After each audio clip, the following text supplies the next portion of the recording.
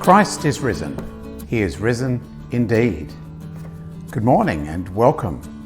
I hope and pray that you had a very happy and blessed Easter. I hope the peace of the risen Christ has been with you as you've joined with family and friends, worshipped in God's house and just celebrated the wonderful good news that Jesus is alive. Jesus is alive. Christ is risen. He is risen indeed. Now, at the end, just after the Easter Sunday, on Easter Monday, I had to drive my daughter back to the airport in Melbourne. So I had to do a bit of driving in Melbourne City. And even though I lived there for a whole year, that's nearly 30 years ago now, I've got some idea of where to go and how to get there, but things have changed a bit and there's a lot more cars. It's a lot busier. So I was very appreciative that in my car I have satellite navigation and I'm able to key in the address of where I want to go. You know what happens, and the audible prompts tell you when to turn left, when to turn right, when to go straight ahead, all that kind of thing. Well, I did get a few things wrong.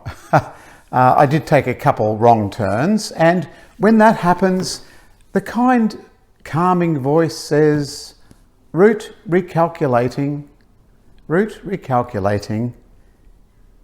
and then a new command tells you a new route to go to get to your destination. What about the risen Jesus? The risen Jesus would have presented to the disciples, his disciples, and to us a whole new route recalculation for life and living.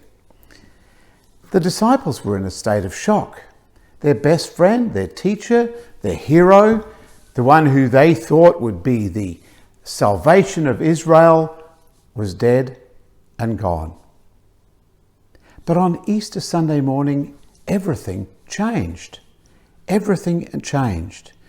St. Paul tells us in 1 Corinthians that well over 500 people witnessed the risen Jesus, saw him in flesh and blood.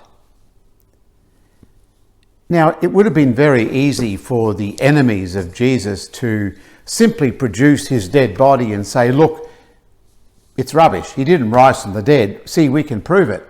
Here's his dead body. But they couldn't do that because Jesus had risen. There was no dead body to find.